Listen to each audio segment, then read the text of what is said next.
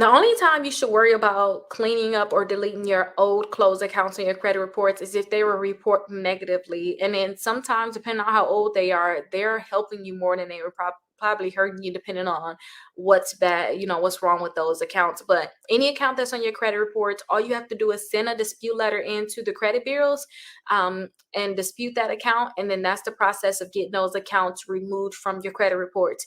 If you go ahead and use that link down below that says 60 points in 60 days, I give out a free dispute letter to remove collections, charge-off, bankruptcies, inquiries from your credit reports. So go ahead and check that out. And I show you that process too through the video that I have.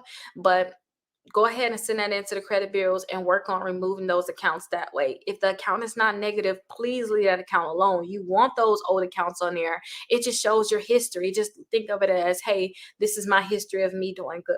That's all it is. Like, yes, I once had this account and yes, I paid it off. That's all that's showing. But if it's negative, sometimes people have like bankruptcies, charge-offs, and those different things, collections, then those accounts you may want to go ahead and remove.